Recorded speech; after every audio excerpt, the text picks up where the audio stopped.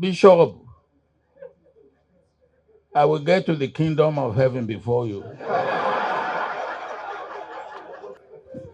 Not only because I will die before you because you are younger, but because of the grace of God. Matthew chapter 4.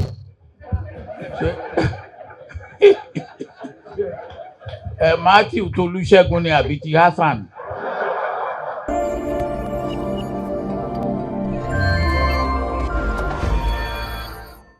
Dr. Reuben Abati, a quintessential journalist, writer, and former special advisor on media and publicity to President Goodluck Jonathan, GCFR, marked his 60th birthday celebration with the presentation of 3 books: How Goodluck Jonathan Became President, A Love Letter and Other Stories, and Portrait, People, Politics, and Society. The event was a gathering of royal fathers, elder statesmen, politicians, distinguished journalists, captains of industry, family members, and well-wishers. Chairman of the occasion and former President of Nigeria, Chief Olusegun Obasanjo, GCFR, in his remarks described Dr. Reuben Abati as one Nigerian that has distinguished himself in the media industry. I come here to felicitate with you. 70 years in Obeyok. I did not know you at school, as Shodimu knew you at school. I came to know you about 30 years ago, you remember, with you and your friend, Ayo Adonewale. Over that period, you have made progress. As a journalist, as a TV presenter, as a commentator,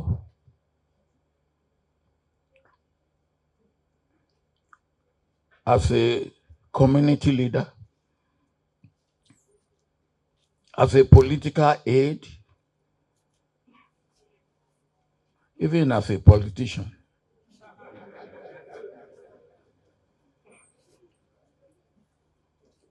And today, not just as a writer, but 3 books at the same time. So you have become a great author as well.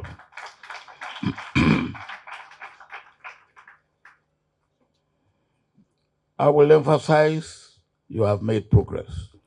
The keynote speaker, Bishop Mathew Kukah, also commended the celebrant for playing a critical role in facilitating peace accord sign ahead of 2015 general election as the presidential media aide. He advocated for a national philosophy that accelerates the cohesion of Nigeria. It's not in my text, but now that President Jonathan is here, let me say something.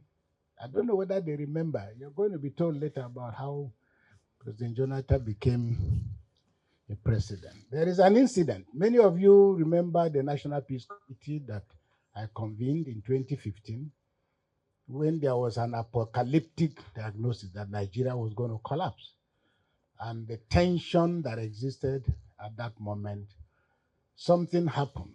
And it was about getting President Jonathan and General Buhari to sign a commitment to free, fair, and credible elections in Nigeria.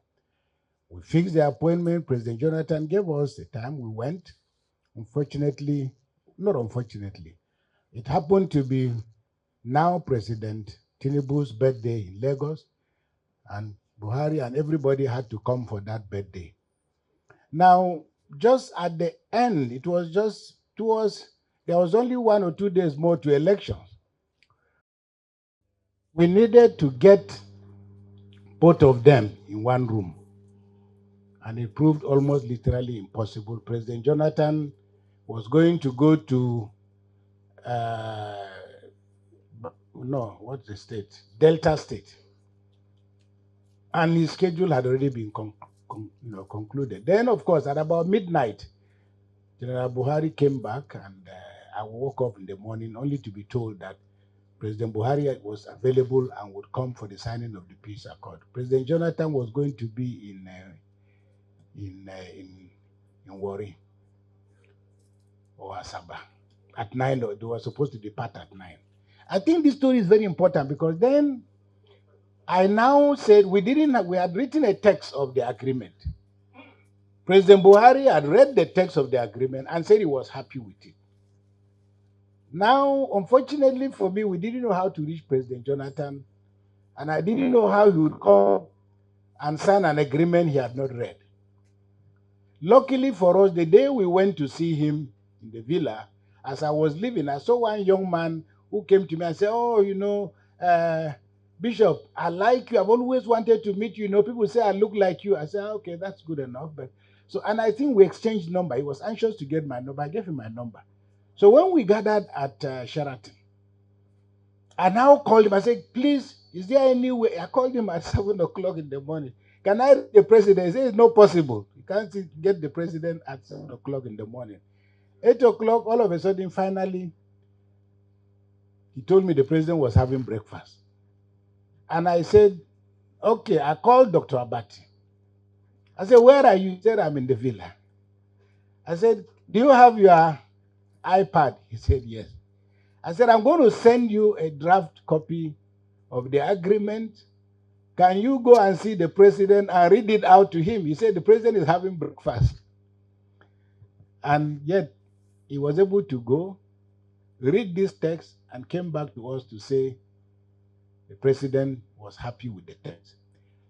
It just tells you the kind of things that can happen when people who work with you gel. And I think that's why, as I said, among many other things, I thought I should be here for this event. Mr. Louis Odion, Executive Commissioner, Federal Competition and Consumer Protection Commission, gave an interesting review of the 3 books. Another title for this collection will be The Saints and the Sinners.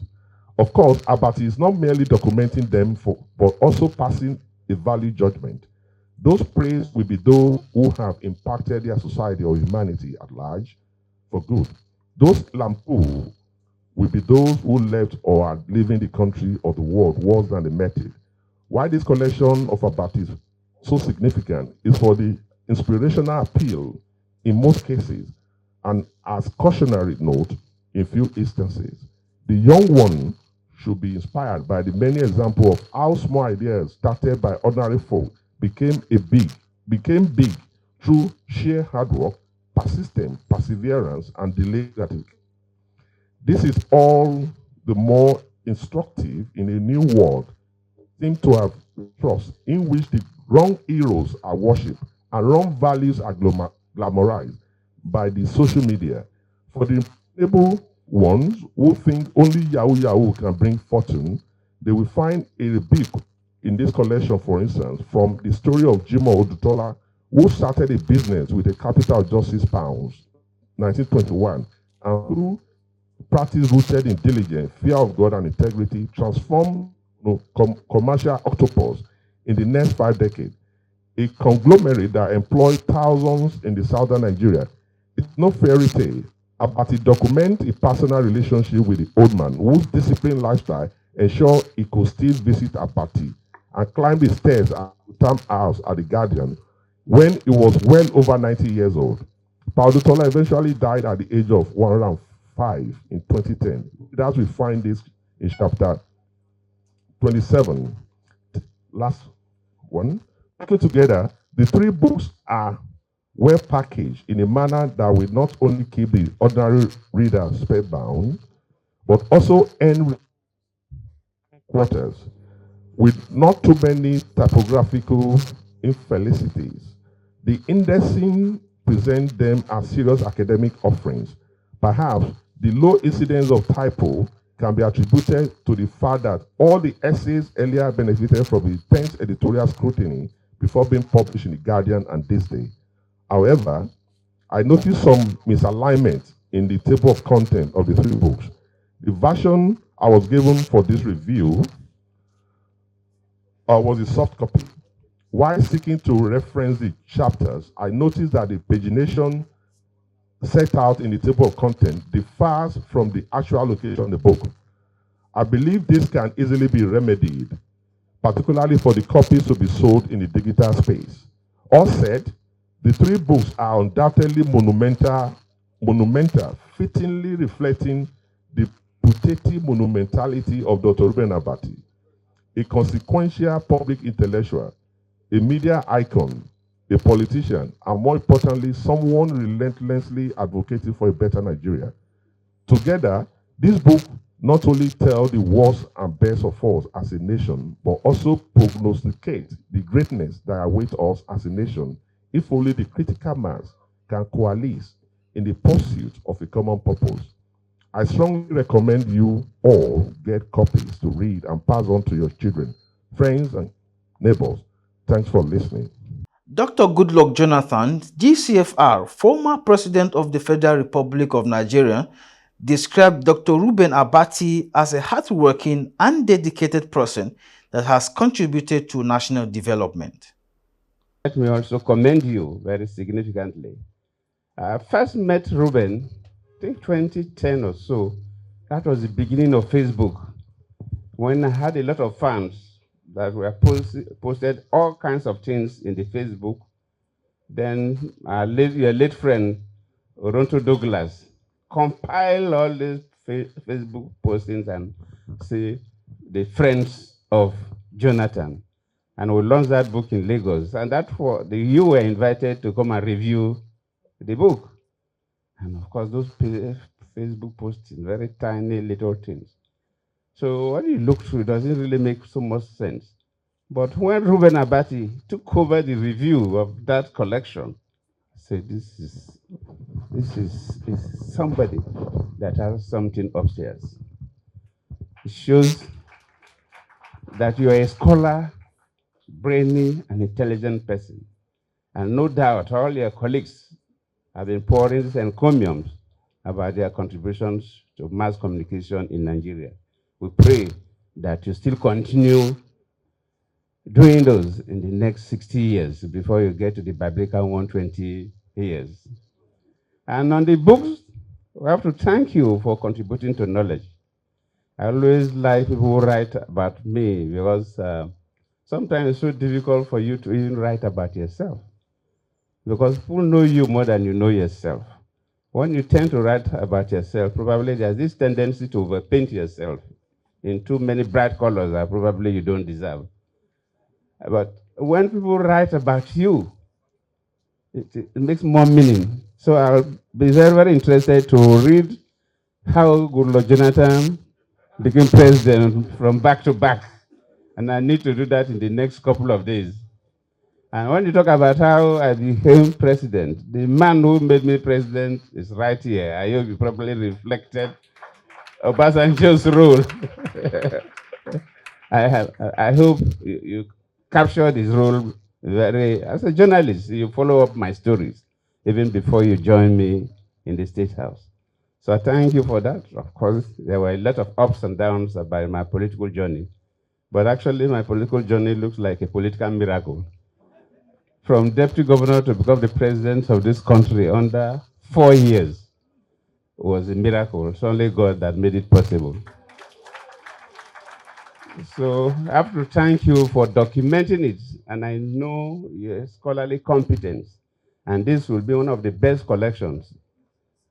If somebody wants to read about Jonathan and the State House, I sincerely thank you and I remain grateful.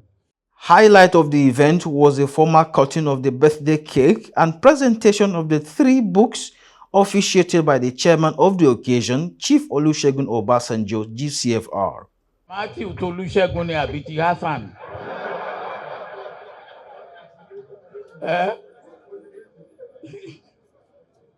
Mbo Modena.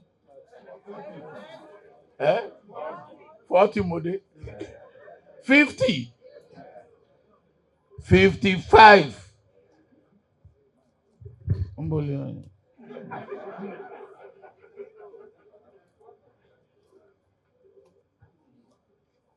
57, 58, 59, 60. Some of the dignitaries speak, give their views of the celebrant. Well, I mean, I think you can see that Dr. Reuben Abati has been in this space for some time. We've seen him on television, we've seen him, those of us that are within his age, we've seen him in Guardian, we've seen him this day as a writer, as a commentator. You know, he has contributed his quota, he has worked in government with President Jonathan. So he has contributed his quota. We just pray that God will preserve his life and that he will be able to do more for the country. But I think he's a great man. That's why you see a lot of people here. He keeps his friends and is loyal to his friends. Very intelligent. We just thank God for his life and wish him a happy birthday. Consistent, he's been steadfast. He's an icon, an intellectual icon. He has always been somebody that speaks to the truth, to the mind for Nigerians and educates us, and it's someone that we look up to. So I thought I should be here because it's not easy to fly from Abuja here. I'm going back now, but I thought I owe him at least that respect because he has done a lot for the country. He's truly a rare gem, vastly knowledgeable, and a great asset to Nigeria. His fluency, his language skills, and above all, his communication dexterity are unsurpassable. And now that he's 60 years old, we wish him many more years of good health and prosperity. Oh, I mean, Dr. Abati is somebody who is highly cerebral. And when he started working with The Guardian, he actually turned things around, you know, making sure that we keep to the rules of, you know, journalism and what have you. He is a fantastic guy, and I am very proud of him, and I'm happy he's celebrating his 60th birthday today.